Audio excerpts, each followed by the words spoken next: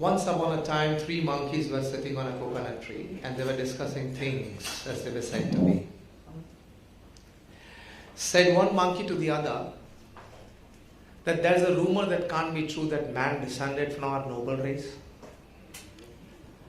Three monkeys were discussing things and one monkey said there's a rumor in the town that man has descended from our noble race. And the second monkey jumped. How did you get this? And he said, I was sitting on the parapet of a science college and the professor was teaching the students that man has descended from the monkeys. And the third monkey jumped to that branch and said, the very idea is a disgust. And the first monkey said, why? And the third monkey said, the very idea is a disgust because here's the thing a monkey won't do. He said, what? He said, we have never seen a monkey to use a knife or a pistol to take other monkey's life.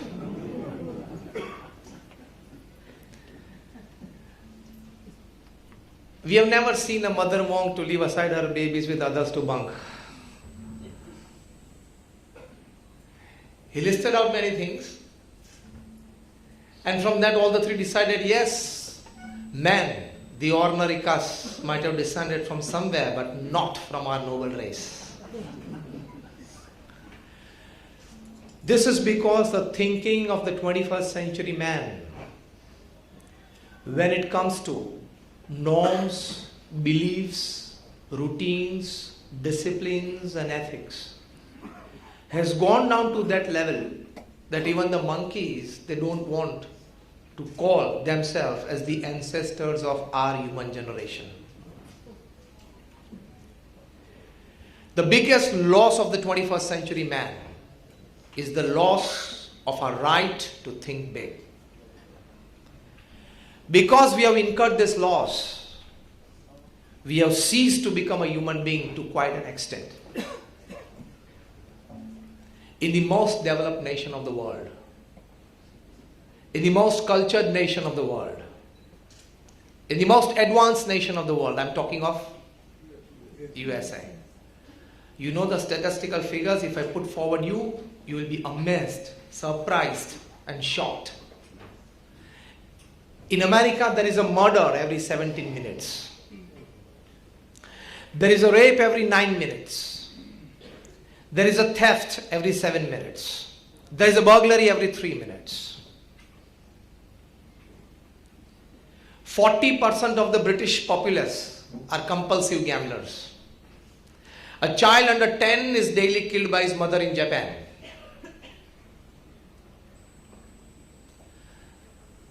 There are 4 million abortions in India every year. Man has ceased to be a human being. So they wear the t-shirts, being human. Actually, I tell them, you have worn it, now wear it inside to the sleeve. These are a couple of things that I put forward you. But you see the scenario of the society in the 21st century. It's decaying. Mankind is in urgent need of something moral, something more spiritual. But for that, we have to exercise our right to think big. We are designed to think big.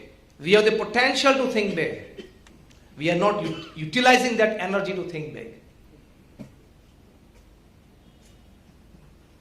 We are pleasure-loving people. Rather, we have become pleasure-loving people. We have become leisure-loving people. And so, mean thoughts, mean actions, mean practices, and of course, with all this, you get mean results. The biggest discovery of the 21st century, when it comes to human thinking and human behavior, is that we rediscover our right to think big. We need to rediscover it. The most urgent need of the 21st century man. We have gone down to the animal level, to the animal instincts. Half of the newspapers you see every day are filled up with humans with animal instincts. In this word, I incorporate many meanings. You understand? I repeat. Half of the newspapers every day are filled up with news of humans behaving with animal instincts. Right or wrong? We have lost our right to think big. And that is why we have lost this place, because we wanted to make it heaven.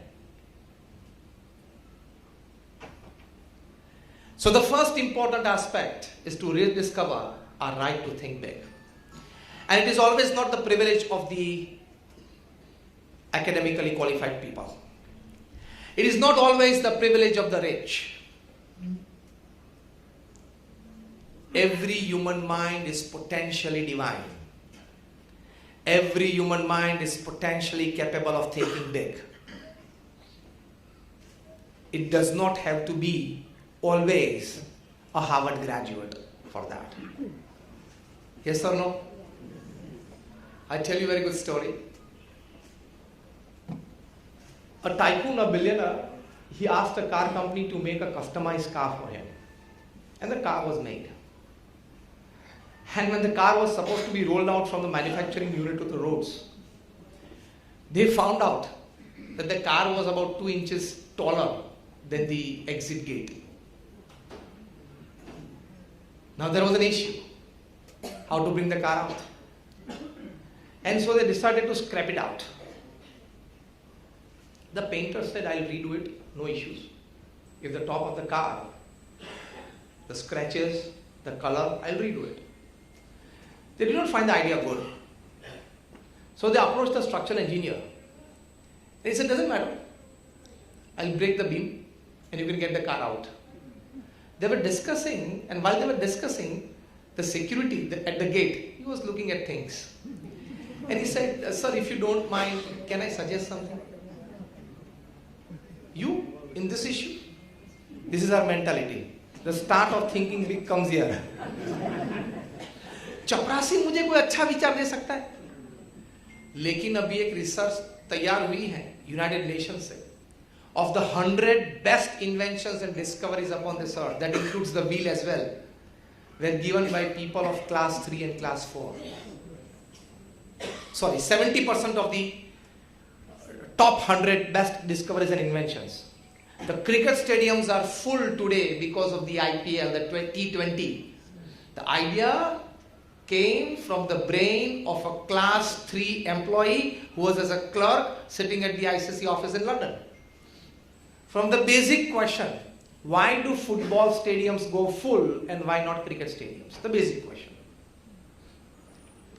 And from that evolved the idea of T20. And now you see cricket has revolutionized. Now they're thinking of T10. I don't know what will happen to it. My meaning to say is that it's not always the privilege of the big and the rich, or the qualified and academically well-off. It can come from any brain, because each and every human brain is potentially divine to prop up with the best ideas for the betterment of mankind. So this gentleman, the peon, rather the gatekeeper, he approached that, I have a suggestion. He said, Kya? What? And he said, if you deflate the tires, if you remove the air from the tires, the car will be 2 inches down. You can just roll out, fill air again in the tires, and then you can take it off. Oh my God, beautiful idea. The painter, the structural engineer, the manufacturer, the owner of the company, all well puzzled. And the class 4 karmachari, he gave a wonderful idea. The tires were deflated. So it automatically, the car was 2 inches down. It was rolled out of the manufacturing place. Again out, the airs were filled, and the car was driven home. Newton had the biggest puzzle of his life. You know what? Sir Isaac Newton, who has given more than 150 inventions and discoveries to us, the calculus that we study in standard 12, the laws of motion, the laws of gravity. You know, he writes in his autobiography the biggest puzzle of his life. It was, he had 2 cats. One was a bigger cat and one was a smaller cat. and he had made a hole for the bigger one. He always had a problem that how can the second one go through this hole, so he actually had to create 2 holes across the wall for the 2 cats. Many years after creating this hole, he came to know the hole from which the bigger cat can move, the smaller one can.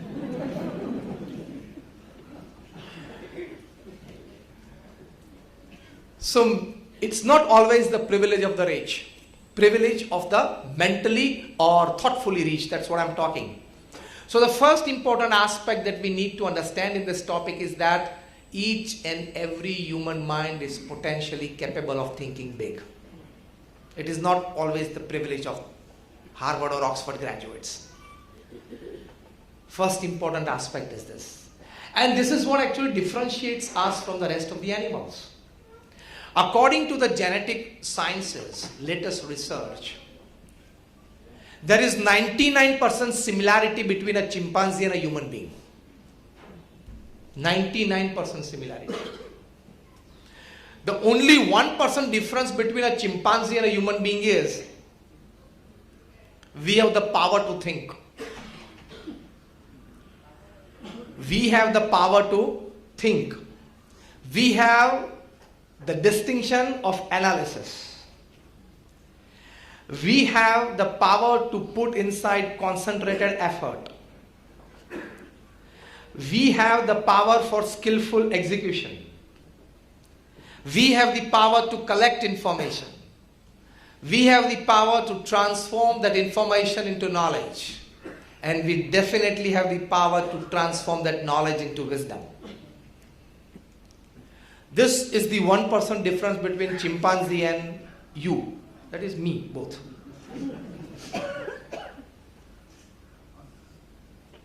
That 1% we are not utilizing to the optimum. John Ruskin, the English poet, used to say, the history of mankind is the history of thoughts. Because everything that we see around us was once in a thought process. It came out as a thought from a human mind. And then we see this creation. The history of mankind is the history of thoughts. It's a fundamental thing. So now you have to keep your eyes open, your ears open, your consciousness in alert position. Then you learn lot many things from around you. You gain lot many aspects of thinking from people, things and circumstances around you. If we were sitting in front of the apple tree and the apple had fallen down, what would we have thought? क्या भगवान की कृपा यार, और Apple लेके खाते खाते घर चले जाते। न्यूटन ने देखा, कुछ फर्क पड़ा। हमने देखा होता तो कुछ फर्क नहीं पड़ता, क्योंकि the right to think big we have not exercised it. People have. Dr. APJ Abdul Kalam writes in his autobiography, he says that in 1944, when the World War II was at its peak, I was a small child and coming from a very humble background and a very poor family. To make the ends meet, after his school time, rather before his school time, he had to go from home to home delivering newspapers. He did not have a bicycle. He did not have footwears. So he used to run around the village to drop newspapers at every house. While delivering newspapers, he used to read those newspapers because he was not privileged to get a copy of it at his own home. In which he read the news that the German fighters, they were called the Spitfire in the Second World War. He was distributing 2 newspapers, Swadeshi Mitra and Dinmani. He read on the front page that the Spitfire fighter jets, they used to drop bombs over London. And he got interested in aviation technology. And at that moment, while delivering the newspapers, Kalam writes that I decided to make my career in aviation technology. The right to think big. Every person possesses this right. And he exercised this right. He did it. And India got the missile man. India got the father of its end program.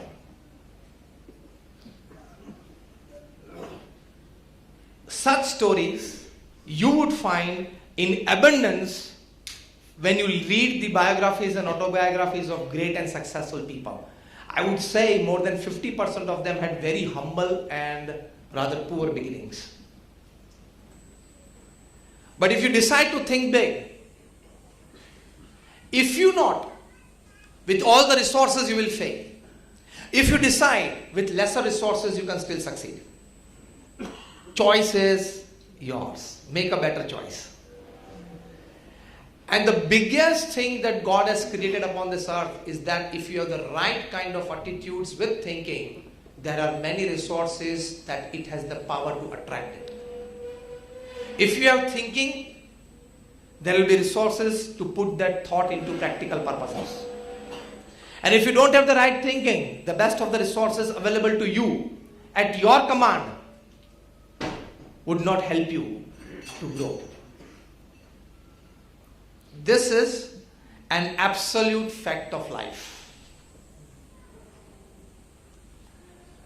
Once a small boy at the age of 12, he was sitting in a London park in front of the Big Bang Tower, and 12 noon time, and the bang started. The first bang, and he got a spark. The little boy's name was Wellington. His mother, she was working as a sweeper in the garden. So she would take her child with him and she would sweep the garden, and at that time the child would be sitting on the bench reading something, playing.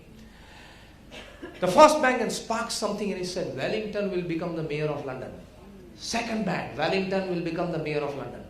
For 12 bangs he counted, Wellington will become the mayor of London, and at the age of 22, still it holds a record that he became the youngest mayor of London. You think big, you decide to go for it, you can achieve. In personal lives, in family lives, in your social circles, in your professional careers. If you decide, you can. So excellence is not an accident. It is not a lucky draw. And remember, it doesn't come by destiny. Excellence is a combination of very high intention, adequate determined effort, and an excellent skillful execution. For this three, you need high thinking. Otherwise, excellence won't come to you. Moderation, it is natural to anybody. Average performance comes naturally. Excellent performance doesn't come naturally. The seed of excellent performance lies in your thinking big. I just talked from the career point of view, but in all the aspects of life. But as I said earlier, I put forward one small half statement that this 21st century generation, we all are used to leisure-loving life, pleasure-loving life. Financially settled, we say, we want to, if we are financially settled, what do we say? Shanti છે યાર. બધું ફાઇનાન્સમાં શાંતિ નથી આવતી. Financially શાંતિ છે યાર. 5, 7, 10 family, extended families, you are comfortable with? મજા આવે છે યાર.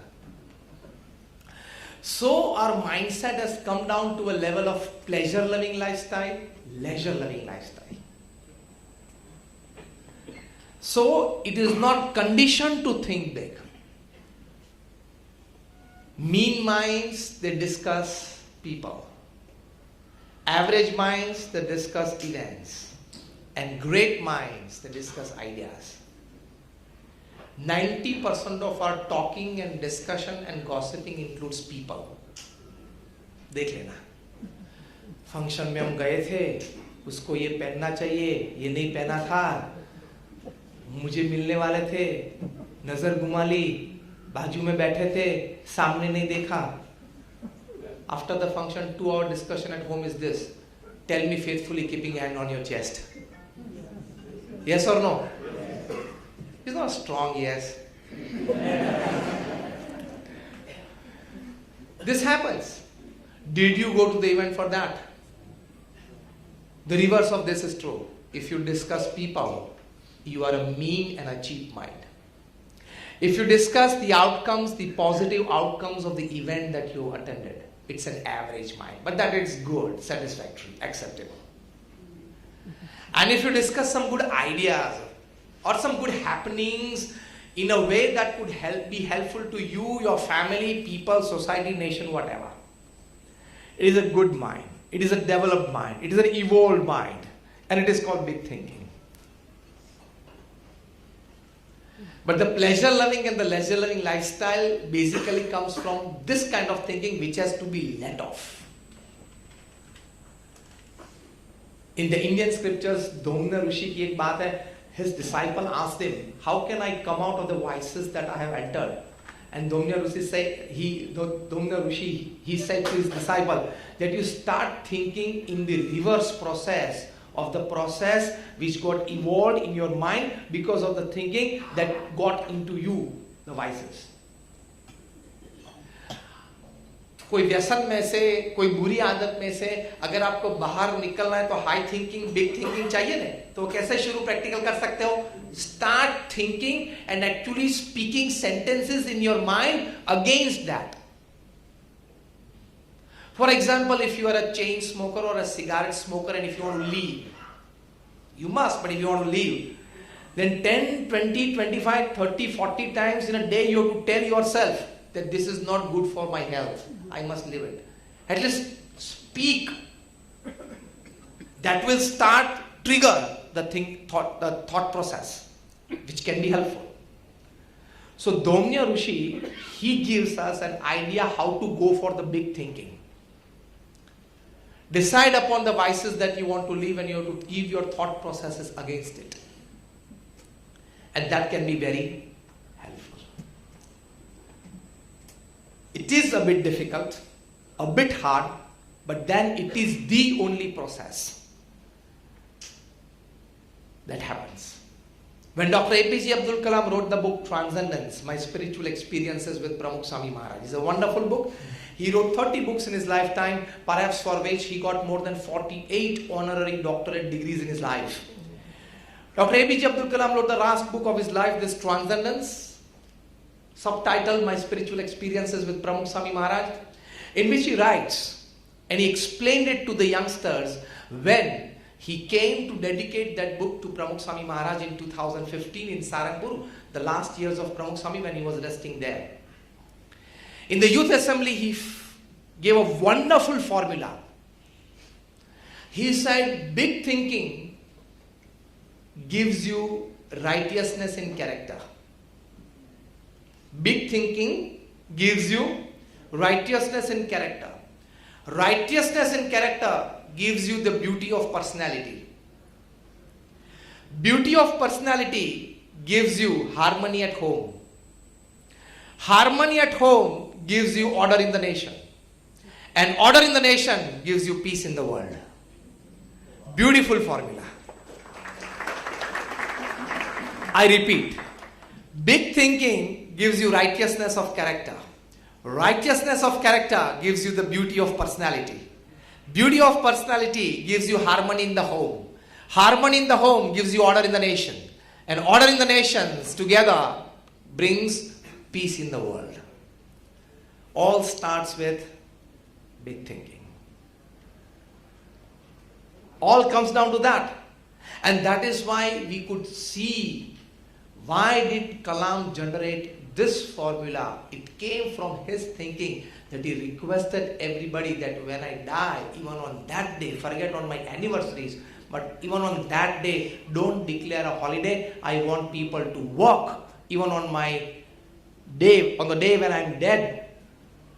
They should not leave the services of the nation. Otherwise, he knew that on that day it would be declared, and it was declared. It has to be as part of the process and as a salutation to such a great man. But then his thinking was this. So people have come up with big thinking. Society comes up according to Kalam's formula with this big thinking. The best and the highest thinking what I can do in a particular circumstance or a situation or a happening has to be thought first.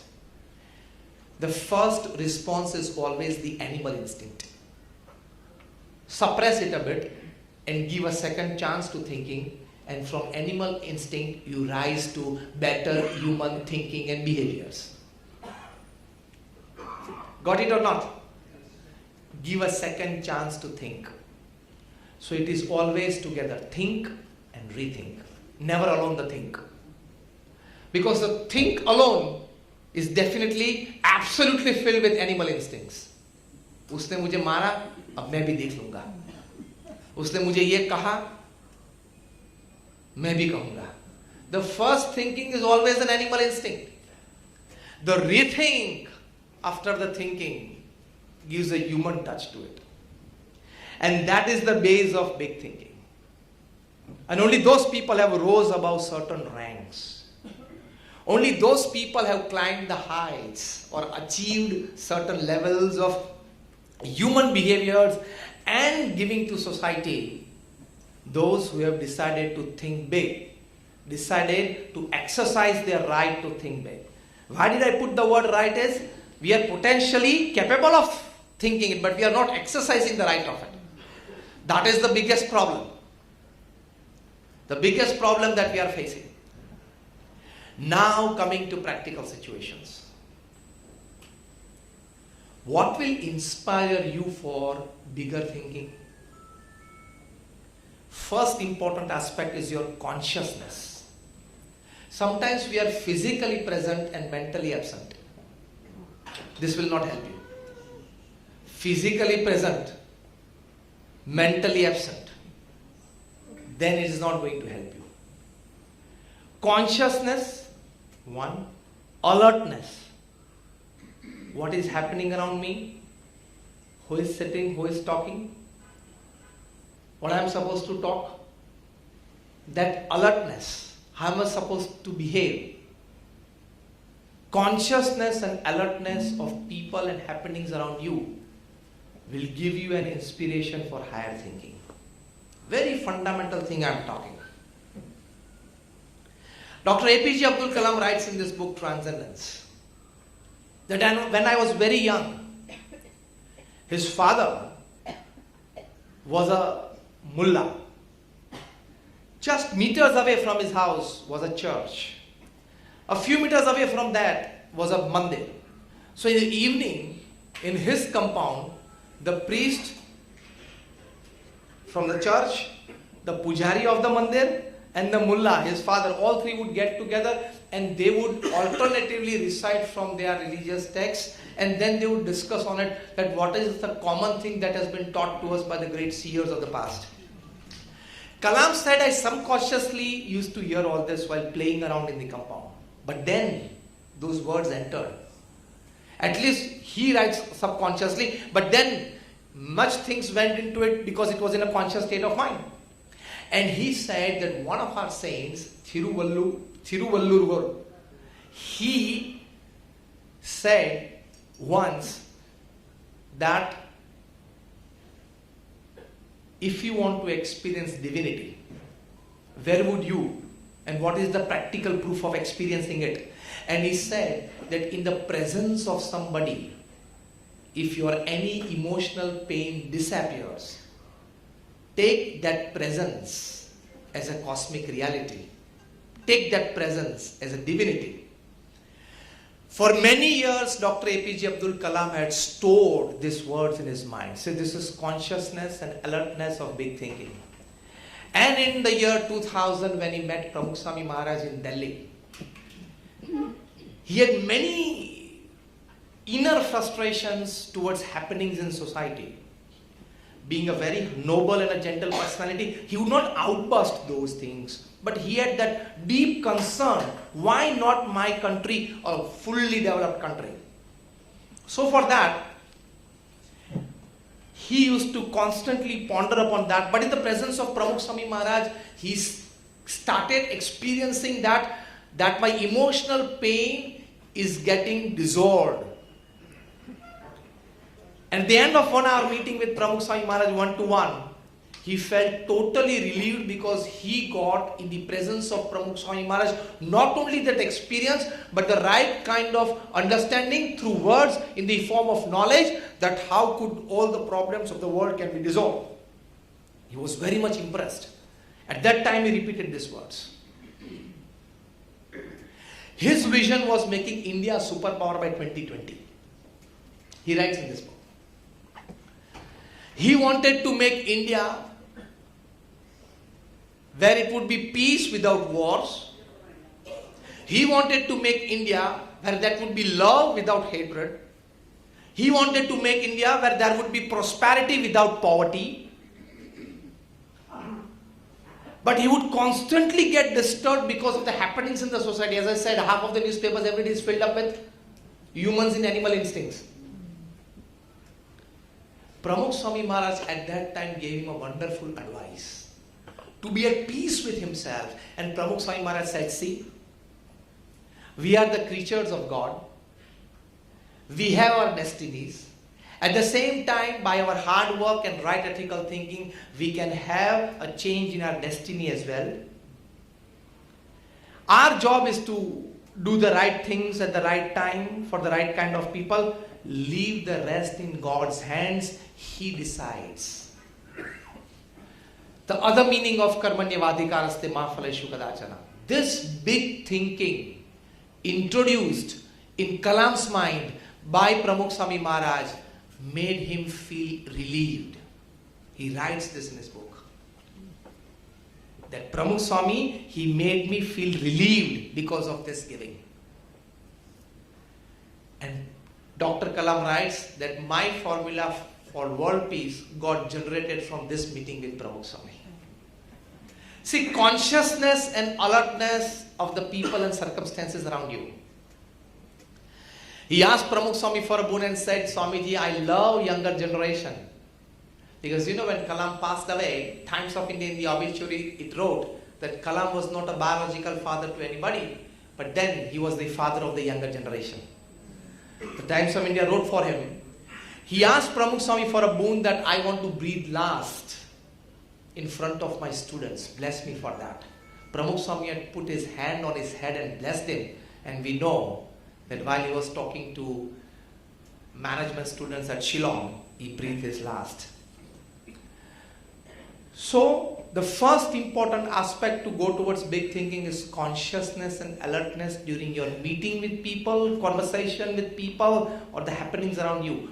Kalam picked up that because of his consciousness and alertness that this is cosmic divinity. God teaches us many things through our normal and easygoing conversations and associations with people. But because we are not conscious, we are not able to pick up. भगवान की दया बहुत होती है. Ordinary conversations में किसी के साथ, ordinary association में कहीं अच्छी बातें हमको सिखा देते हैं, लेकिन वो लेजर प्लेजर लविंग लाइफ है ना, इसलिए पिकअप नहीं होता है. वो पिकअप नहीं होता है.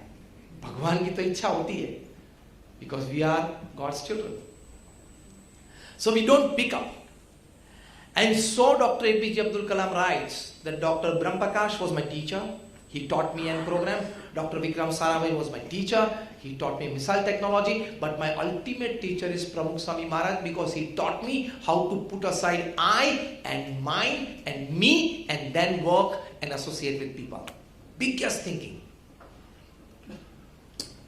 Biggest and the highest thinking starts with this, when your I becomes small. और I बड़ा रख के आपको आज तक कितना लाभ मिला वो आप लिख लेना. With a bigger I, you break relationships. With a bigger I, sometimes you don't progress in businesses. Yes or no? Relationships और business दोनों में प्रश्न आते हैं. प्रमुख स्वामी महाराज को किसी ने पत्र लिखा था, एंड रिक्वेस्ट की थी कि आप आशीर्वाद अंग्रेजी में लिखना, इतना ही वाक्य लिखना, आई bless you. Pramukh Swami was able to write just the letters of it, so he took the help of a saint who could help him for this. And so he wrote, I bless you.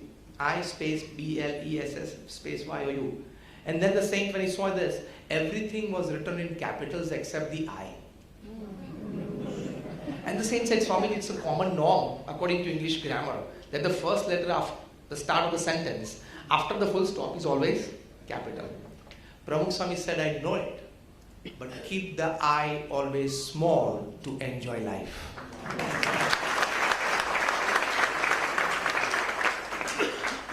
Keep the I always small. और I अगर आप बड़ा रखते हो, that is the principal barrier of you not going to your fullest potential of big thinking. Principal barrier. क्योंकि I बड़ा रखते हो तो कोई आपको इंफॉर्मेशन देगा, हाँ पता है मुझे, I know it. नहीं पता है भाई साहब, बोलते हैं ना मुझे नहीं पता है, प्लीज. क्योंकि अगर आपने कहा कि अच्छा, तो आपको ऐसा लगता, आपको ऐसा महसूस होता है कि ये सोचेगा कि उसके पास इंफॉर्मेशन है, मेरे पास नहीं है, तो मैं कैसा लगूंगा. Am I analyzing things properly? आप मुझे हाँ कहते रहना, जैसे मैं बोलता जाऊंगा. So, this is the biggest problem in the society, and we are not able to exercise our right to think big. We are not making a good choice by keeping the I big. And nobody's big I has stood. Nobody's big I has stood the test of time. Right or wrong? Yes or no? Yes. And those who have reduced their I to ashes, they have stood the test of time. How many of you know the name of your great grandfather? Raise your hands. Quite many of you, impressed. How many of you know the name of your forefather of the 15th century?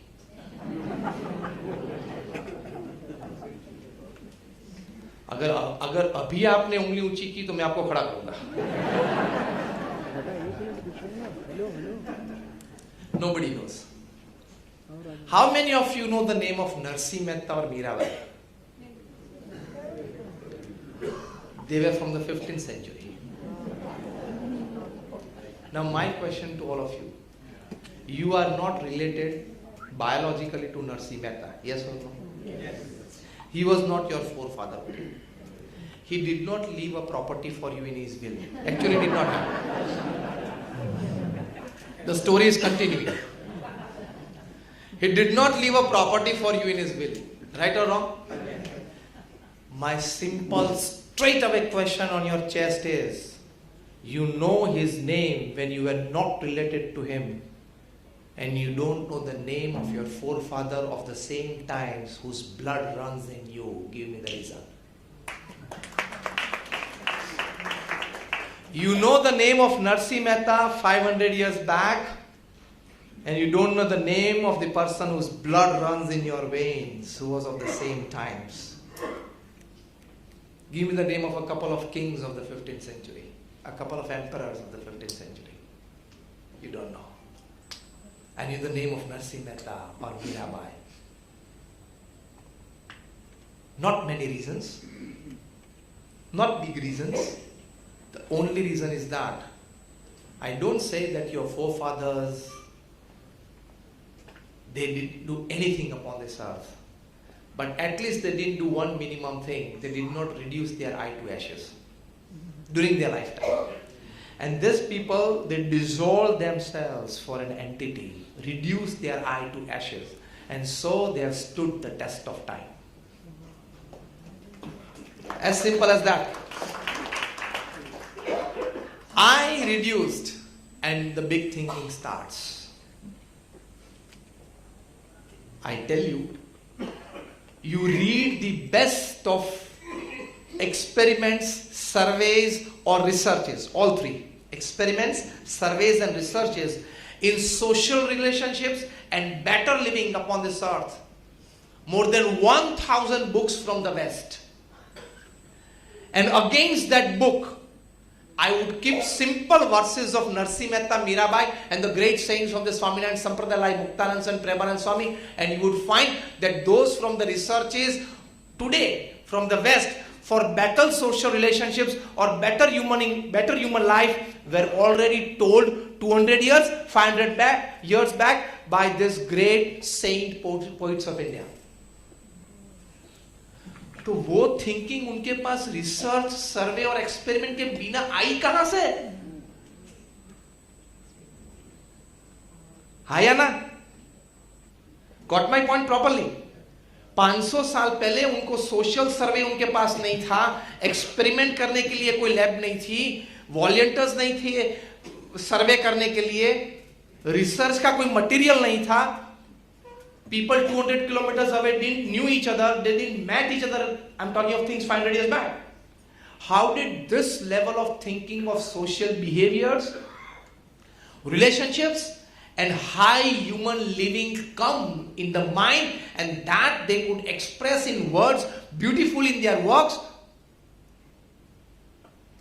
That means they broke the I barrier, and the Amrut, the nectar of big thinking, sprouted out. So keep your eye small, because for whichever thing you are keeping your eye big, there is a person right besides you who has a bigger possession of that particular asset to break your eye. Tell me yes or no. Simple. You have the right to keep big eye only if you have decided, and only if you have the power, and only if you have, by exercising that power, you have won over life and death. मृत्यु पे अगर आपका विजय हो गया है तो आपको आय रखने की इजाजत है. Who knows tomorrow morning I am going to get up? Just raise his hands. 1.5 lakh people live this earth every day. Out of them 8,000 they don't open their eyes in the morning. 8,000 लोग रात को एक कार्यक्रम पूरा, उनमें से कभी भी हो सकता है. तो why to keep that eye? And time has the power. If you don't go by thinking, then by power it has its own ways to reduce your eye to ashes. Even if you are a person of 12,000 crores, you can go into a rented flat. Anybody. Even if you are the Sahara of thousands of families, you can still lie be-Sahara in Tihar.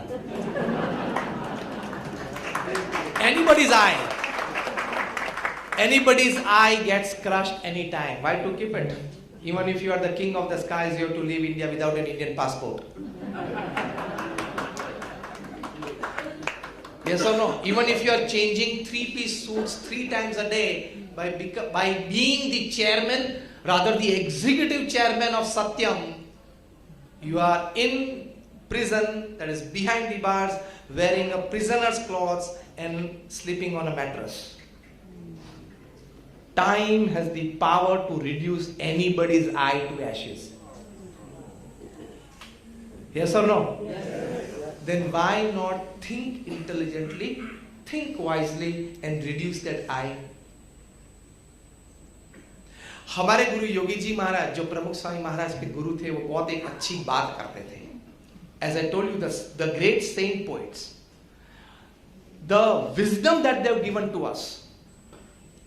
When I was talking to IIM students in Bangalore about 3, 4, 5 months back, I challenged them at the end of their talk that any research from the West, when it comes to social relationships or better human living, you bring it to me and I'll put a fine verse of some of the saint poets of India against it, that this was exactly said 300 years back, 400 years back, 500 years back. But वो क्या है, when it comes from the saffron cloth, you feel that ठीक है, इन लोगों को तो और क्या धंधा है, बोलते हैं, बात करते रहते हैं. But when it comes from a three-piece suit and a collar mic and walking on the stage and expressing himself in a more cultured manner, and you pay a 5,000 or a 10,000 rupee per delegate fee, then you feel that he's talking something. और वही बात अगर हम लोग करें, ठीक है, चलता रहता है, इन लोगों तो सुबह से शाम क्या धंधा है, करते रहते होंगे, सुबह भी बोलते, शाम को भी बोलते रहते हैं. लेकिन मैंने बोला नहीं कि for better human living, forget scientific discoveries, inventions are other part of the story. For better human living, anything that is being researched, surveyed or experimentally proved is well written by the saint poets of India centuries ago. I was talking of Yogi Maharaj. He said, wonderful example, that when the rivers get flooded and the water gushes into the localities, the iron poles, big trees, and even the buildings, they fall. But when the water recedes, you will find the small grass standing at its place as it is. He used to say this.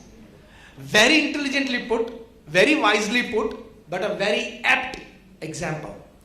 Then he used to ask why. Because when the gushing waters would come, the pole or the tree or the building would try to stand because of their strong foundation, because of that I have a strong foundation and nothing happens to me. This is an example. That is, I have a strong foundation, nothing happens to me, and so it gets flooded with the water. And the humble little grass immediately bends. And the water goes above its head, and after the water recedes, it stands back, laughing at the huge buildings. I'm here, okay? This is to exemplify that nobody's eye stands. So, before time slaps you to reduce your eye to ashes, wisely thinking, you reduce it, then the big thinking starts in your life. And you will start enjoying your life much better. Much better. And when you start thinking big and wisely, what happens to you? What advantage you get into? Once Pramukh Swami Maharaj in 1991 here in Dadar temple was interviewed by Harkishan Mehta. He was then the chief editor of Janmabhoomi Pravasi. Harkishan Mehta, Mohan Bhai must be knowing him personally. Chitralekha. So Harkishan Mehta asked wonderful practical questions to Pramukh Swami. The first question asked was, he said, Swamiji, you are doing wonderful work for the society, selflessly, to this scale. But if somebody criticizes you or speaks foul for you, then Pramukh Swami immediately responded that we remain least concerned about that. Only when somebody criticizes us, we close our eyes, get into a mode of introspection and think that are we right in the eyes of God? Are we right ethically? Are we right in the hearts of people? If we get a yes answer, we don't bother about the criticism. Immediately Harkishan Mehta asked, but then if the criticizer is right then? If the criticizer is wrong then Pramukh Swami said, if he is wrong, we have never gone to answer him. We just pray for him that God gives him the right understanding. This is called big thinking. आपकी 20 साल की friendship किसी के साथ तोड़ाना है, तो it takes me only 5 minutes. And it takes only 5 minutes for you also to break somebody's 20 or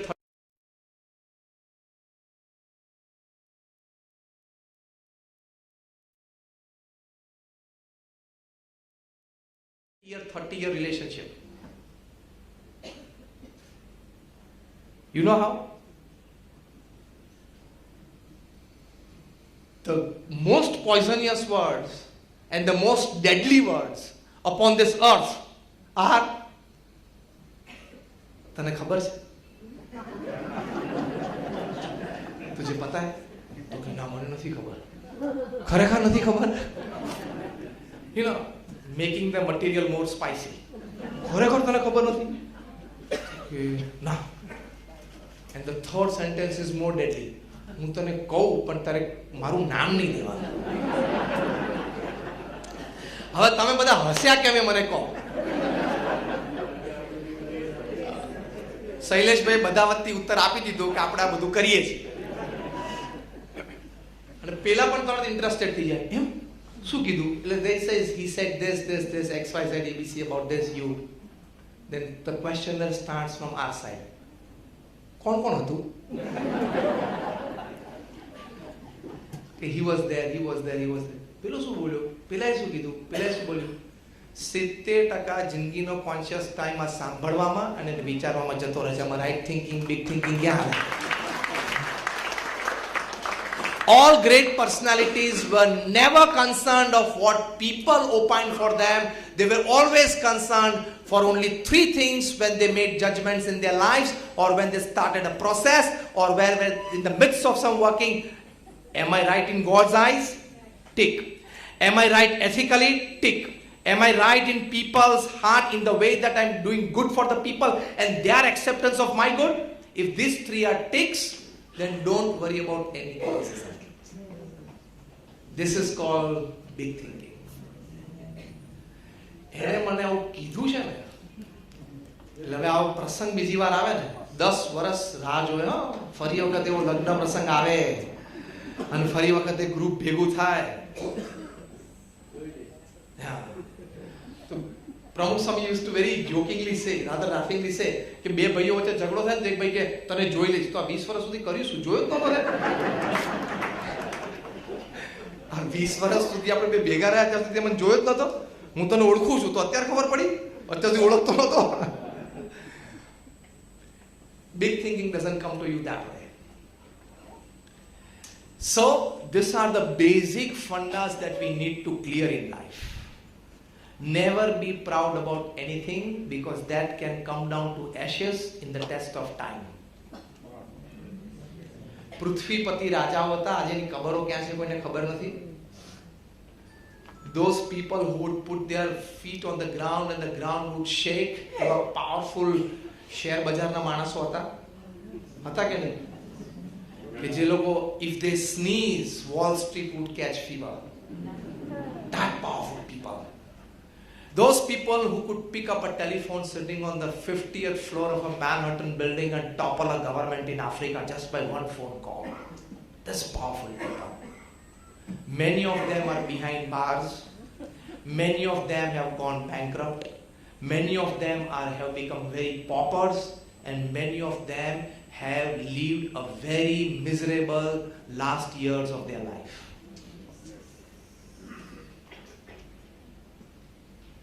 time પાસે બહુ પાવર છે. એ પહેલા આપણે વિઝડમથી આપણું રાઈટ થિંકિંગ કરવું. All the palaces all over the world R empty. All the palaces all over the world are empty. मतलब they are not inhabited today by the original descendants of the royal family. આ વિચારવાનું એટલે આઈ ઓછો થઈ જાય. આઈ ઓછો થઈ જાય. That gives you the right to big thinking. This is called consciousness. This is called alertness. We talked of Kalam. We talked of Pramukh Swami Maharaj. These people rose to this level because they dissolved their I, and that is how sprouted out the right to think big. They got this advantage. So when you think big, another big practical advantage that I want to tell you today is you will not have a confrontational style of dealing with people. You will develop a style of developing consensus while working. Not confrontational, but consensus. This is the biggest right that you exercise of big thinking, and this is called internal democracy. Not confrontational, but consensus. That is the way you developed. And then whatever you see, wherever you see, you get into the highest mode of thinking. When 2002 September 24th was the day when terrorists attacked Akshardham in Nandinagar. The whole incident happened after a few days. Pramukh Swami Maharaj himself visited the place and he sprinkled pious water at all the places where the innocent people were killed. Then the saint said, Swami, we have visited all the places, let's go back to our residence. Pramukh Swami said, where those two people who had come from outside were killed by the NSG? He said, Swami, that was there, under that tree. Pramukh Swami said, we want to go there. Pramukh Swami went there. He sprinkled the same pious water with a good wish and a prayer at that place where the two terrorists were killed in the morning by the NSG. With prayers that never ever such thought enters anybody's mind. This is called high thinking. Dr. APJ Abdul Kalam writes this in this book, Transcendence. He mentions this incident. And he comes out with another good type of high thinking and good thinking and big thinking from this incident. Pramukh Swami came up with a big thinking that he went there also and sprinkled pious water for the good of their souls also. But Abdul Kalam sprouted up again a good idea that Pramukh Swami went there to sprinkle the pious water at the place where the two terrorists were killed, and he gave a message to the world that every human life is sacred. What a thinking! Every human life is pious. Every human life is sacred. ज्यादा तो पता नहीं चले समाज में, लेकिन घर में जो साथ में रहते उतना तो समझ लो कि every human life is pious. तो भी जो 65% केसेस भारत की कोर्ट्स में चल रहे हैं, the mother-in-law, daughter-in-law cases, उसमें कुछ सुधार आए. मैं कई बार जोकिंगली कहता हूं कि उसको mother in law, daughter in law, in laws इसलिए कहते हैं because they are destined and privileged to draw you towards law, so they are called in law. इसलिए उसको इन लॉ बोलते हैं, destined to take you there, drag you there. Okay, lighter moments apart, but telling you this is कई problems solve हो जाते हैं. Every human life is sacred. Every human life is pious. What a big thinking. And that is why Kalam became people's president. And that is why he was honored with 48 doctorate degrees from 48 universities in 30 different countries. Still people wanted to take the credit that Kalam has been offered doctorate honorary from our university. That's a privilege from our university. They were offering him that, and he would say, now I'm quite old, I don't have the time and the energy to come there, please. And still they would confer him in his absence and send the degrees and everything at his place.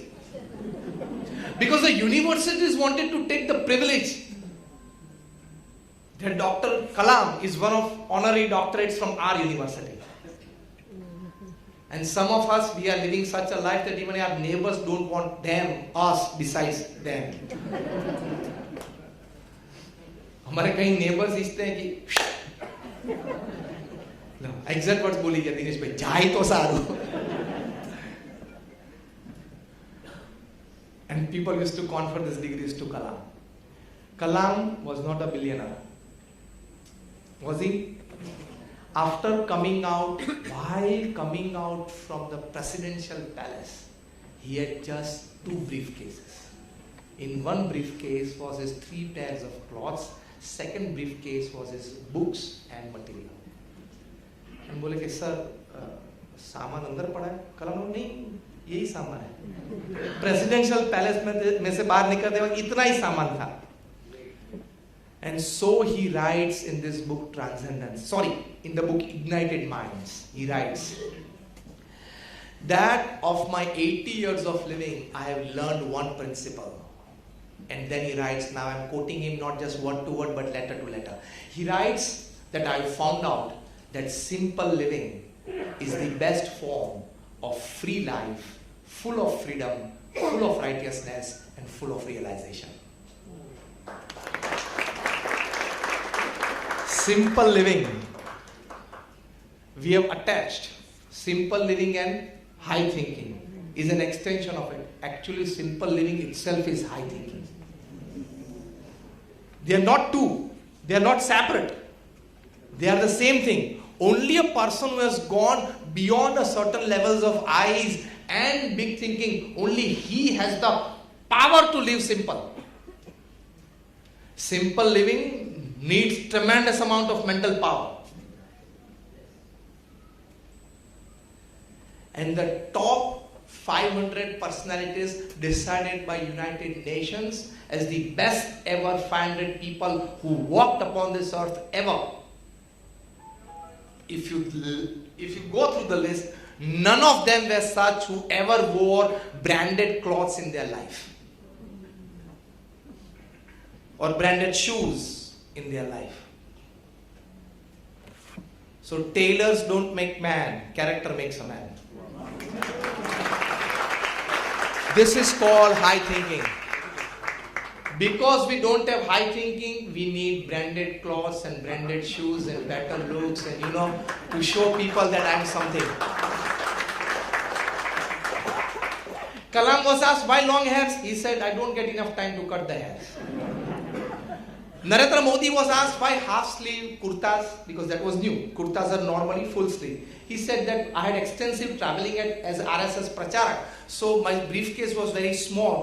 My baggage was so small that it did not have enough space that if I have full sleeve kurtas, I could fold and get into it. And actually that was taking more of water and more of soap to wash it. So I cut it myself. He said this. I cut the sleeves myself so that janjat come. People who have reached a certain level, they have certain level of thinking. Forget the resources. Resources will not get you long, thinking will get you long. Actually, resources are an obstacle for your big thinking. Those people who are born with silver spoon, they carry on with the silver and the golden spoon. Their brains don't develop. I tell it confidently. Those people who are born with silver or golden spoons. Or many of them even with platinum spoons. Their brains remain copper and iron. They don't develop. Because बचपन से ये सब व्यवस्थाएं मिल गई, मान सम्मान मिल गया, प्रतिष्ठा मिल गई, riches मिल गए, Mercedes मिल गई. So the minds don't develop. Minds develop when the resources are less, step ahead, when you don't crave for resources. Resources, high thinking के साथ ऐसे ही आते हैं. हमारे गुरु शास्त्री जी महाराज एक अच्छी बात करते थे, जिन्होंने प्रमुख साईं महाराज को दीक्षा दी थी. That when you buy a bull or a cow from a farmer and you take it after paying the money, you don't have to pay for the flies who are there stuck on the body of the cow. Simple example of such great sayings. By that he meant that if you go for high thinking, big thinking, you will not have to carry or worry for the resources like the bugs or the flies on the body of the cow or the bull that you have purchased. As you go along with it, the flies come along with it. Resource will be dragged behind such high thinking. You don't have to worry for it. The I think Steve Jobs gave, the iPhone, the iPad and the iPod, thinking. And that made Apple $1,400 revenue company. 1,400 billion. 1,400 billion, which is more than the GDP of more than 160 countries individually. Even the I small in the iPhone. Even the iPhone is a smaller I. Here, we must give him a big hand. Very good. I will quote this in my next talk somewhere. This is what happened to Abdul Kalam when he was talking in Anand. He writes this in his book Ignited Minds. That I was talking to students and I asked a very simple question to grade 10, 11, 12 students, and I asked them, who is your biggest enemy? And a small little girl, she was in standard 9, she raised her hand and she said, sir, can I answer? And Abdul Kalam said yes. And she said, sir, our biggest enemy is poverty. Abdul Kalam was so much fascinated by this answer. You read his autobiography, The Ignited Minds. On the first page, he mentioned this incident this particular incident, he mentions it and he writes underneath that I dedicate this book, Ignited Minds, to that little girl of Anand. So I'll dedicate my next talk to him. That doesn't mean I'm a Kalam, I'm a small person. But then we are trying to tread the path of the great Mahajanoyen Gataha Sapanthaha. We always try to tread the path treaded by the great. This is how you become. So that is great thinking. That it gives. Kalam presented his idea to Pramukh Swami Maharaj and said by 2020 when we want to make India a superpower, I have decided with my team to work upon principal 5 areas by which, the results of which can make India a superpower. Then he said the first is health and education. Second is agriculture. Third is information and communication. Fourth is infrastructure. And fifth is critical technology. And he humbly asked Pramukh Swami, because already he had experienced something in his presence. Swamiji, do you would like to add or alter something? And Pramukh Swami said, yes. Add the 6th element, faith in humanity and faith in God. And he adds this, that this 6 departments we need to work. And Pramukh Swami came up with a logical reason for adding the 6th element. He said, with the best of institutes and infrastructure that you have, but if the worst of humans, then 1 lakh crore, 1.5 lakh crore, 2 lakh crore, directly on the government coffers. Corruption. Best of institutes, they have gone rotten because they did not get the right kind of person at the top. Isn't it?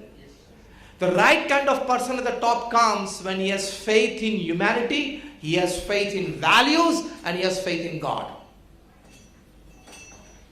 And he added the 6th element. He added it, expressed it beautifully, and used to talk. Even when in his last talk at Shillong, he mentioned this incident. I heard the audio of it because it was just half talk. He got a massive cardiac arrest while he was standing on the podium in front of his students. But that half speech I've heard, I especially worked hard to get that. And I got it fortunately. He has mentioned this. So this comes from it. This is called high thinking, big thinking. And you enjoy life. Once you get into the mode of thinking big and wisely, you are in the least expectation of companies, resources, and somebody helping me out. Somebody I need to spend my evening. Something I need to take myself forward. If they are there, fine. If they are not there, very fine. The day you are able to live with your own thoughts, you have reached the zenith of existence. You don't need any expectations.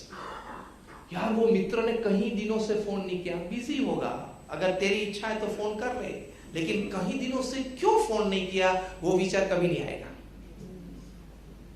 You go into that mode that you are able to live happily with your own thought processes. In the midst of people, fine. Alone, fine. Why was I not invited to the party? Fine. Invited, good. Not invited, more good.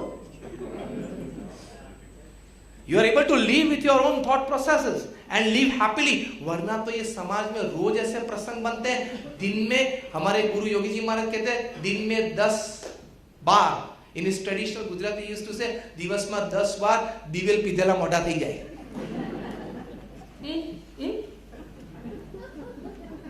થઈ જાય દિવસ માં 10 બાર. When you are in the mode of high thinking, big thinking, it's a wise state of existence of your mind. And that wise state is happenings you accept gracefully. Situations you accept gracefully. And people coming in your life, living your life, you accept gracefully. It's a good state of mind. I normally teach the 60-20-10-10 principle of relationships and work. 60% of the people that you develop relationships with will remain with you lifetime. And that 20% of the people that you have in your life, you will have to pay a high maintenance value to keep that relationship alive. Pumping a lot of resources. बार-बार मान देना पड़ता है, बार-बार बुलाना पड़ता है. You know, keeping a message every third day. Good morning, कैसा है? Some relationships, they need a high maintenance value. Huh? That comes to 60 plus 20 is 80. Another 10% of the relationships of your life are bound to get spoiled. Chinta mat karna. This is everybody's story. 7 billion population upon this earth. And the last 10% of the relationships are bound to get converted into enmity, if not enmity, severe competition or envy. So when a relationship breaks, give 3 chances to it every 2 months for 6 months. If it doesn't rejoin, say a very big bye, wish him or her good, pray for him, turn around your face, and most importantly, don't forget to delete his number from your mobile.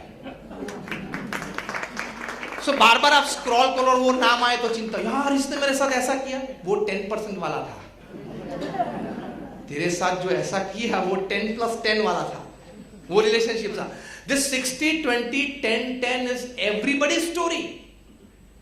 Now introspect, yes or no? Yes. Yes or no? Yes. Then why to worry about it? Then you have nothing to worry. Everything to enjoy. So this is called big thinking. This is called right thinking. We are potentially capable of doing it, but we are not exercising the right of it. We need to exercise that potential power that we have within. Because a man at the end of the day and at the end of his life is a bundle of his thoughts. Whatever you thought for the whole day, you are in the evening. Whatever you thought for the whole of your life, you are at the end of your life, 60, 70, 80 years when you are there at that stage. So man at the end of his day and at the end of his life is a bundle of his thoughts. Why not to keep that high? Why not to keep that big? Then you will enjoy life. That gives you power of it. Actually, as I say, we are potentially capable. This is written in the scriptures. Vayam amrutasya putraha. We are the children of God. We are the children of God. There is a real life story that a princess, her age must be like 7 or 8. And she was very naughty, indisciplined, going around. And you know, that she did not behave according to the dignity of the royal family. And this was at that time in the 18th century in the British royal family. So her mother, her father, everybody were concerned about. They had a tutor for her. And the tutor was also trying to devise ways for her to have that dignity of behavior according to the royal legacy that she was in. And then she devised a way that she designed a bookmarker for all her textbooks, all her homework books, and that bookmarker read one sentence, that I am the 8th in the succession to the British throne. What the bookmarker read? I am the 8th in succession to the British throne. This little girl would repeatedly read that sentence again and again. Within 4-5 months, the big thinking started. And I belong to royal family. In future, I'm going to be the queen. I need to walk, talk, think in a royal, dignified way with myself, with people, with situations and circumstances around me. Change their life. So we are potentially capable of big thinking. Sometimes we need an injection from outside. And today's talk is for that. To get a big injection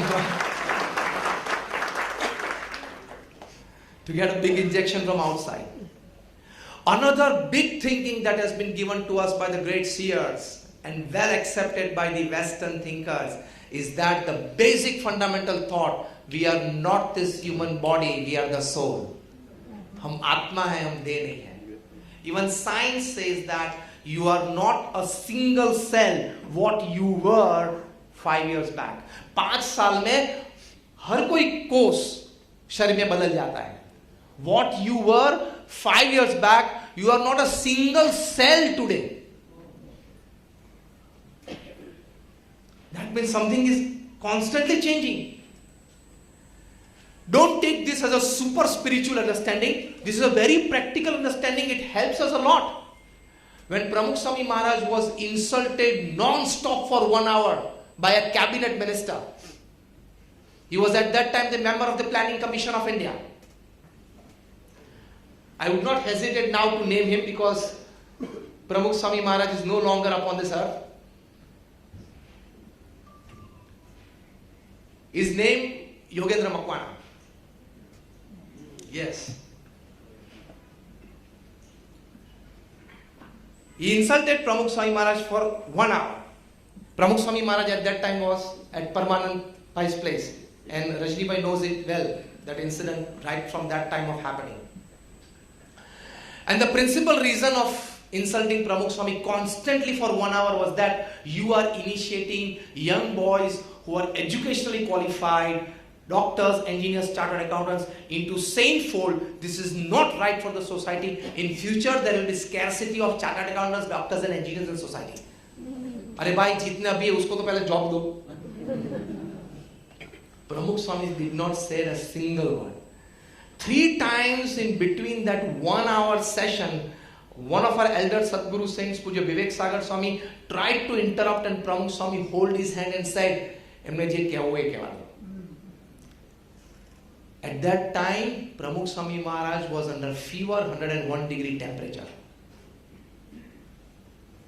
This gentleman did not have even that thinking that at this moment I should not say these words to a person who is sick. Forget that level. In front of him was a person who was widely accepted by the society for his all types of social works for the benefit of humanity, Pramukh Swami Maharaj himself. And he did this.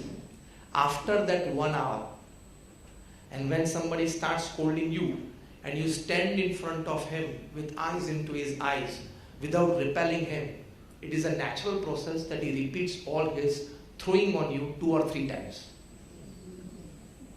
He did it. After 1 hour, when he was exhausted with all the words, Pramukh Swami just looked at the wall clock. It was 12:30 p.m. and Pramukh Swami Maharaj asked Puja Vivek Sagar Swami, "It's lunch time. Please arrange for him for lunch." "Sir, how many people are you?" He said 3.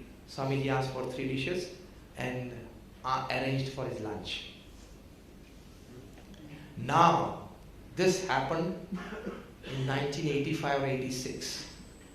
3 years hence in 1988, he was no more the cabinet minister. He was no more the planning commission member. And for some reason, for some wrong happening, he was discarded from even the primary membership of the national party that he was representing. His own party. Pramukh Swami Maharaj was in Nairobi.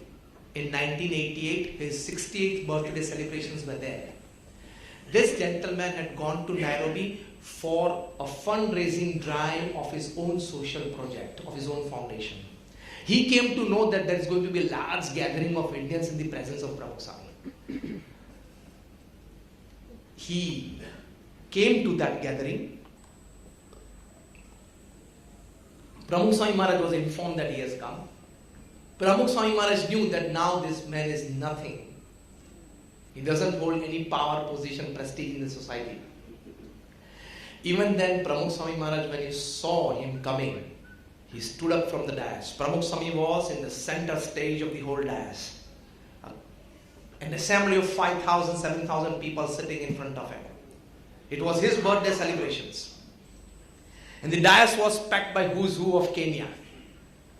Pramukh Swami rose from his chair, walked towards the edge of the stage, asked the gentleman to come up.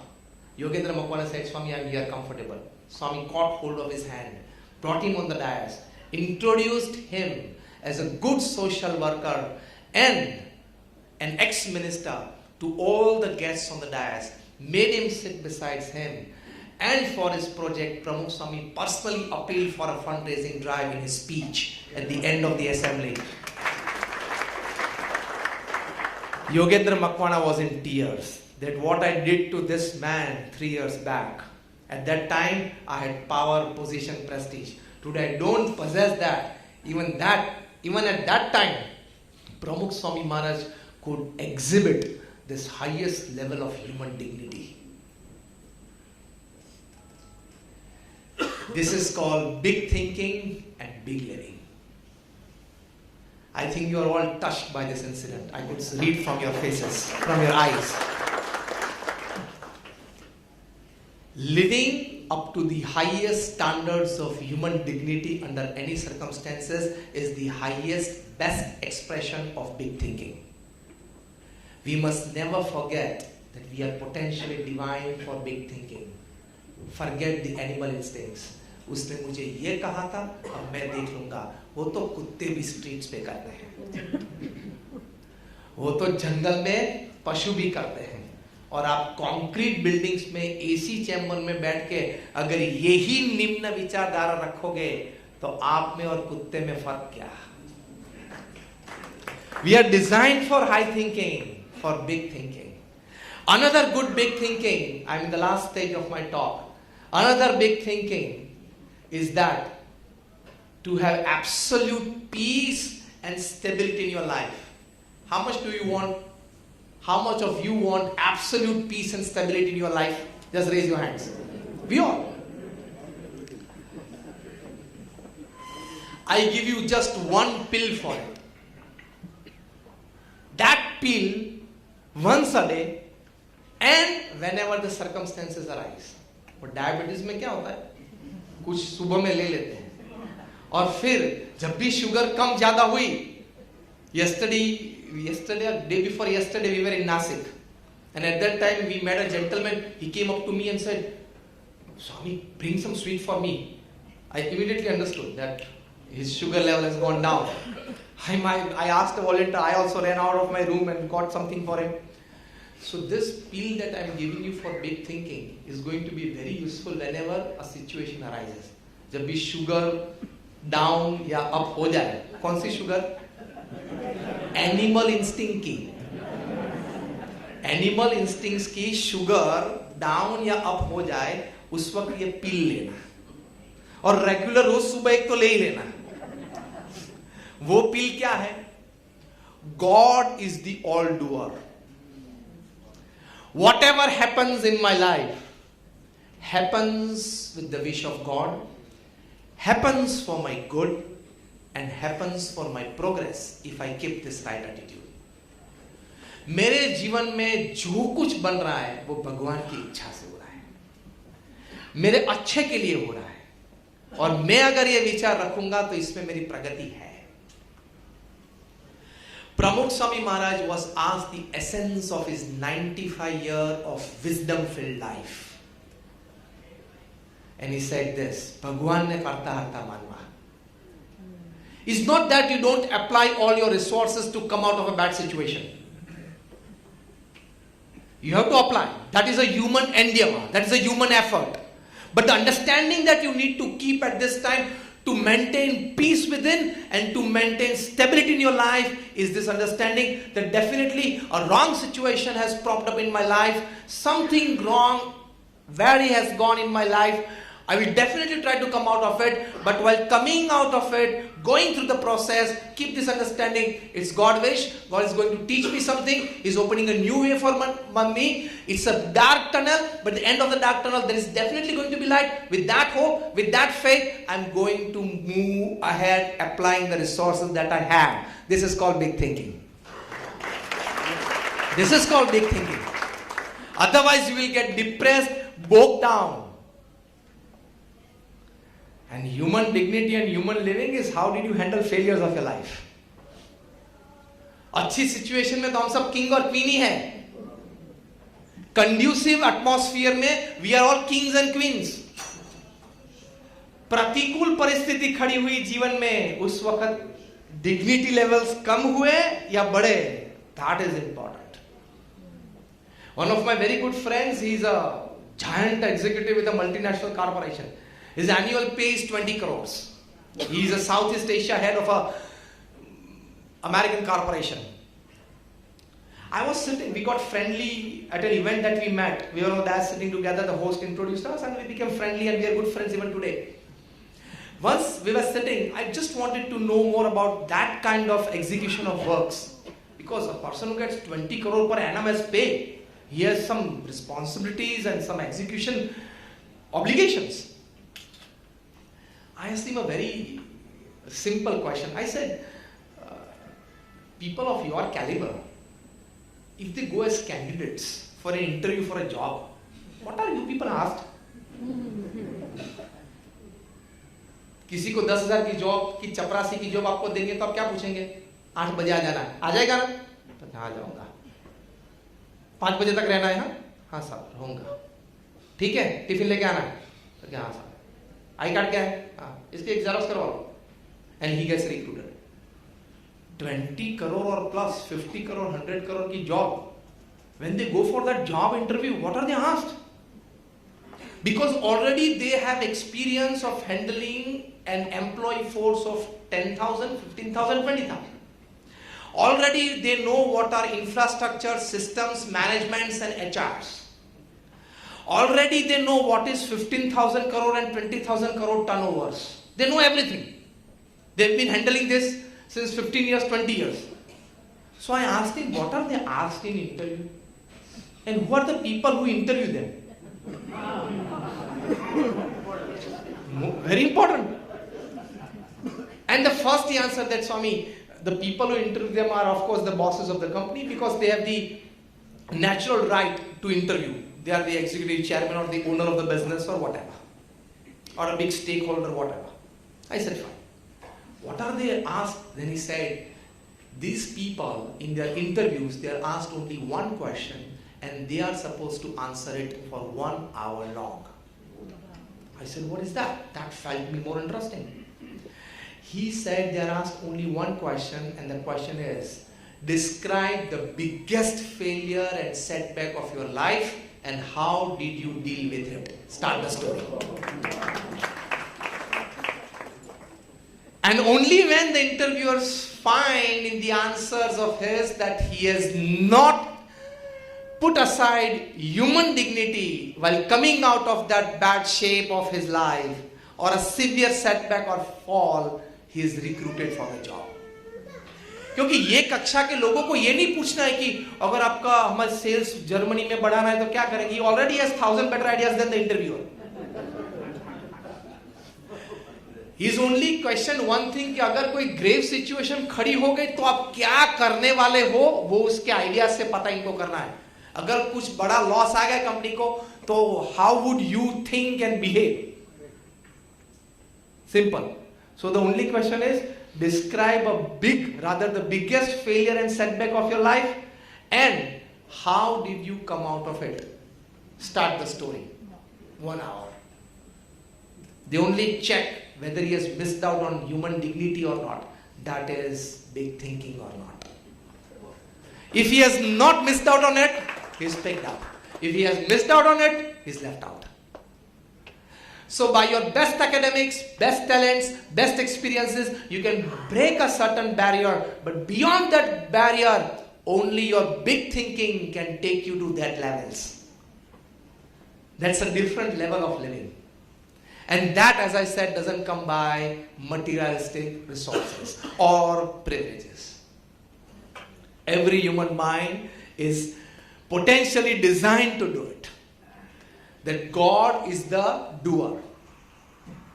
Sarva karta harta Bhagwan hai. God is the all doer and whatever happens in my life happens for my good, for my progress. Bhagwan ne karta harta jana. This was the biggest strength of Pramukh Swami's life. I am opening a secret of Pramukh Swami's life. Opening the secret of his peace and stability that he enjoyed for 95 years. And be careful when I am talking to you and listening, that is you listening it, that Pramukh Swami, he was the president of this worldwide BAPS organization for 65 years. Undisputed, unchallenged, no voting.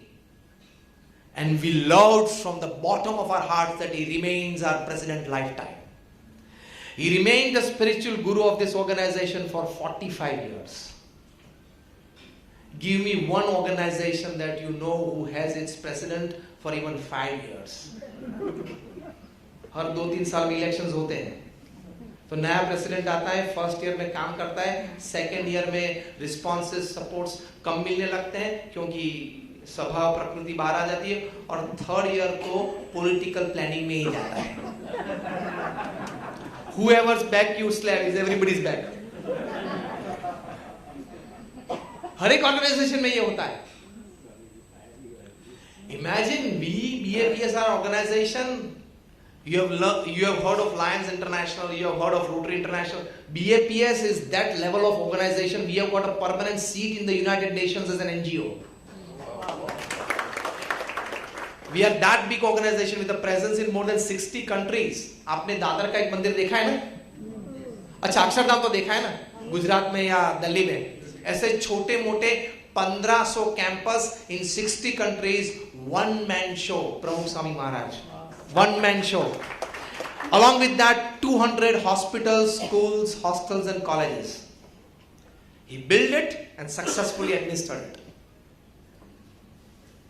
In future, Pramukh Swami's management will be taught in the best B schools of the world. Our generation will see. देखना. Take these words from me today. तो उनके जीवन का एक रहस्य, the key of his good living, the key of the peace and stability that he enjoyed. मैं इसलिए कहता हूं कि इतनी बड़ी संस्था होती है, इतने बड़े समुदाय में काम करना. आप जो कॉर्पोरेशंस में काम करते हो, कंपनी में, वहां आपका काम है पे and smile. You pay money to your employee and there is a smile on his face because he likes your pay. And there is a smile on your face as a boss of the company because you are liking his work. इसलिए परस्पर एक दूसरे के चेहरे पे स्मित है.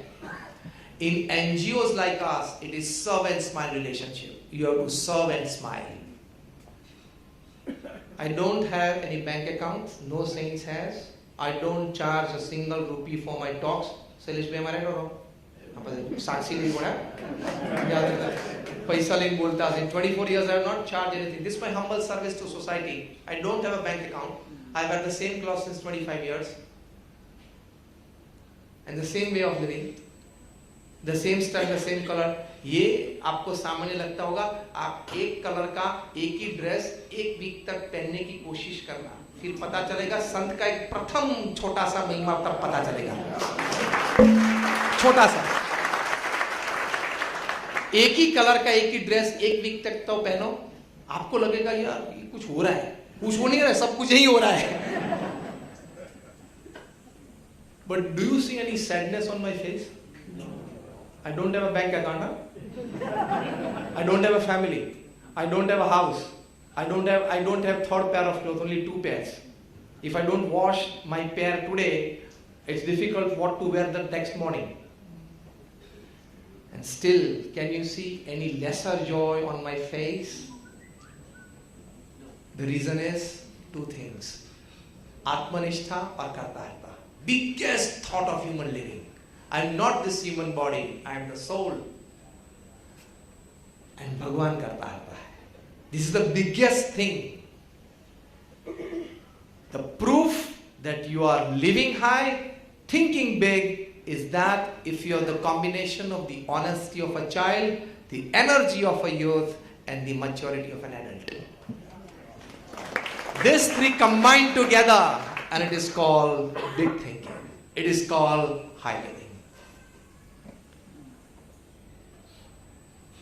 आप ये प्रवचन कितना समझे? Let me check out. I'll ask you very simple questions. Be faithful to yourself while thinking and while answering. If your partner disagrees with you on an important project that is very close to your heart, what would you think of your partner? Partner means both life and business. I give you 10-15 seconds to think. What if your partner absolutely disagrees with you, is exactly on the opposite end of the table? Or for a project or a work which is very dear and near to your heart, and the partner is both life partner and business partner. Just raise your hands if you want to. Just raise. After about 10 seconds, just raise your hands.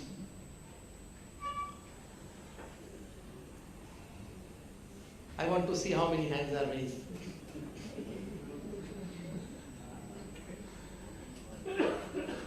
Yes, Neeraj, what would you think? I would get disturbed that I'm not able to put my point across. I'm not able to put my point across and convince my partner, and you will feel disturbed. This is an absolutely normal human behavior, happens with everybody. Anybody having an opinion or a stand other than this, Ajay? ગુજરાતમાં બોલીશ. હા બોલ. Okay. હું પહેલા એક છે ને મારી સેલ્ફને હું પહેલા એના પોઈન્ટ ઓફ વ્યૂથી મૂકી. Okay, 6-9 relay, the 6-9 theory. What she will think, why she, we are C or E. Ah. Why is not agree with my point. Okay, whatever. You step inside the partner's shoes. That is the 6-9 formula. You say it's 6, written on the floor, and somebody standing on the other side, he says it's 9. Both are right. And you know, the story is only half here.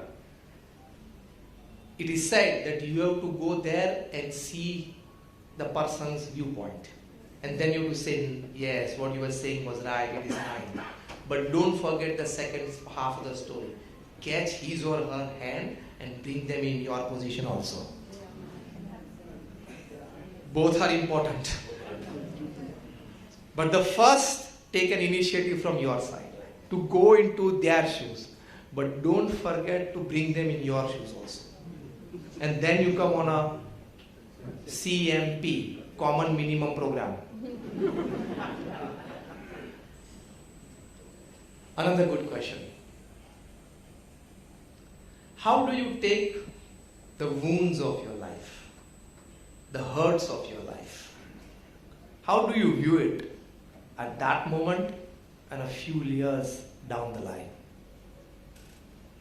The hurts and wounds of your life. Sabko hua hai na? The hurts and wounds of your life. How do you look at it? Just raise your hands if you have some thinking. I'll ask you. I'll give you another 10 seconds for it. That's past. Huh?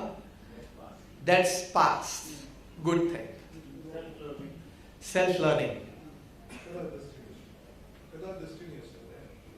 Kada destination and forget it.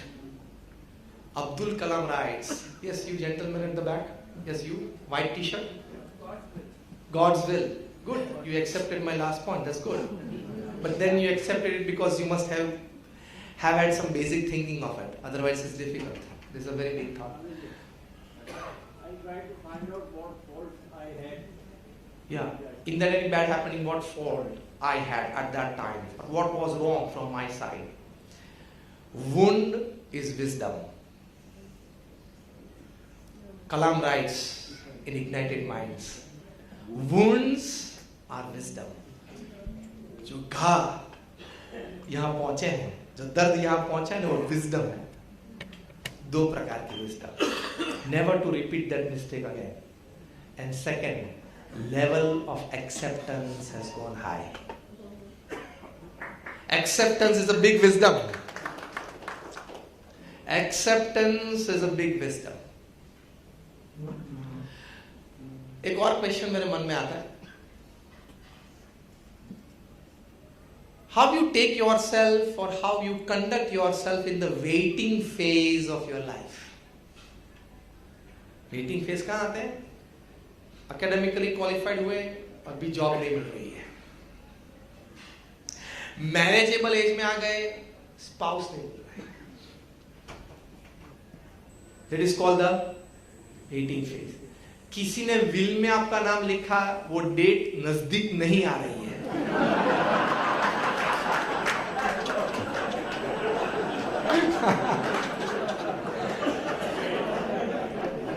इसको क्या बोलते हैं? Waiting phase.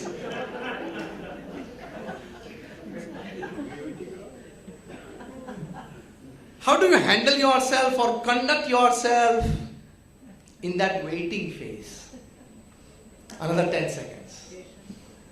See, I'm like practically trying to mobilize your inner thinking for going for the bigger one. The waiting phase, thinking and behavior. Just another 10 seconds. Don't start talking, just raise your hands. Fight. Just raise your hands. Just raise your hands. Yes, you? 20 years ago when I did my MBA, same thing had happened 20 years ago. I didn't have a job. The belief I will become big and the self-belief I am on the right track. I was from a normal B grade. Fine, accepted. That is the waiting phase. I'm on the right track and one day I will achieve. That is the idea. Today you have achieved. Wherever you wanted to be, you achieved. But then this basic thinking, I am on the right track and I will achieve. With that consciousness and hope, a good word said, belief, is a good conduct in the waiting phase. Any other aspect or attitude? Patience. Impatient behavior is lesser human dignity, remaining patiently happy and happily patient. अब ये दो words आप घर जाके शांति से सोचना. Patiently happy and happily patient. This is the right attitude in the waiting phase.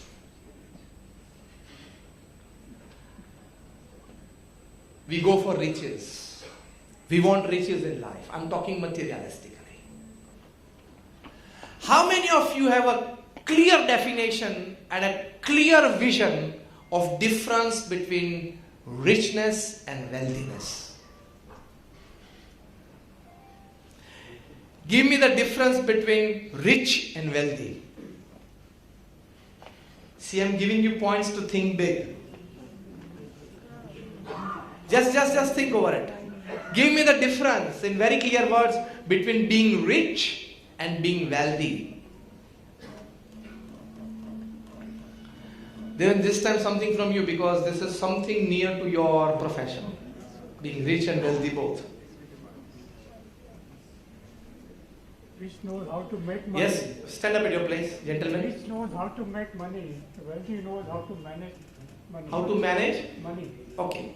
A primary difference. Thank you for that. Rich knows how to earn money or get money, and the wealthy knows how to maintain or spend rather. Okay. A very primary one, but somewhere above that yourself. Rich is the materialistic and wealth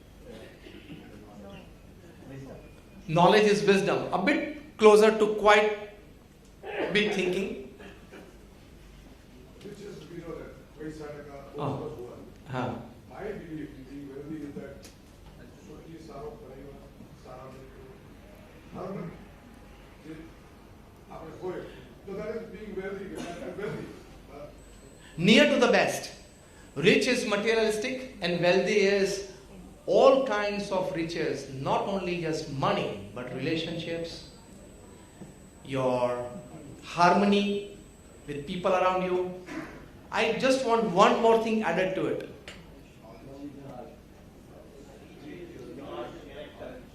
Wealth includes character. Richness always doesn't include character. Wealthiness includes character.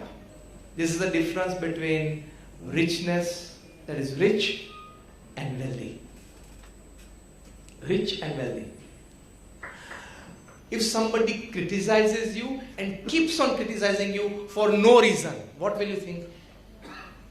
બોલો. દરેકના જીવનમાં એક વ્યક્તિ તો એવી હશે કે તમને ગાળ દે દે દે કરતી હશે. હા કે ના?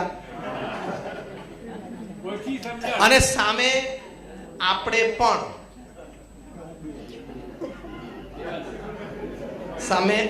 પણ કોકના માટે કોન્સ્ટન્ટલી એક નેગેટિવ ઓપિનિયન આપણા મનમાં હશે જ. What if somebody constantly criticizes you or have a bad mouthing for you 24/7, 365, 60? Now tell me, what would you think your attitude and aspects? I give you 10 seconds. Think over it. Think over it. Ashok. He is habituated. I am not concerned. Whether he is habituated or not, are you concerned or not? That is important. You getting not concerned of it. Yes. We give somebody else a chance. Something wrong in thinking. Rakesh?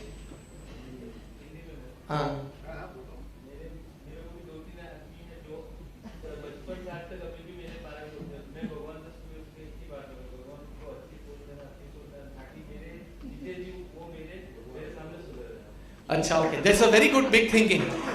That 2 or 3 people in my life, he says, that is constantly they are criticizing me. Rakesh is a very good friend of mine, and he's on a transit, and so he has come to Mumbai from Surat today, and I welcome him to our session today. And he's among the top 3 insurance people in the country. He's a very big real estate dealer in Surat. And he came up with a very fine point that practical in his life there are 2 or 3 people who are constantly abusing him. He said that. But I always prayed to God that in my life I want to see with my own eyes they coming up to the standards of human dignified living right in front of me. This is a very big thinking. And you are practically doing it. I think he deserves a big hand. Something wrong with me. I will go. This is a very big thinking.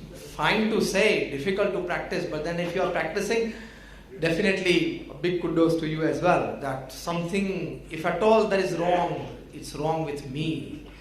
It's a very big thinking. Eh? At least once in some small relationships or something going haywire, if you give a small thought to yourself in this angle, it can be very, very helpful. You will immediately be opened to, the gates will open to your wrong side of the story. So that's a very big thinking, but then fine to hear from all of you. Nice to care and share for this kind of thinking. So thinking big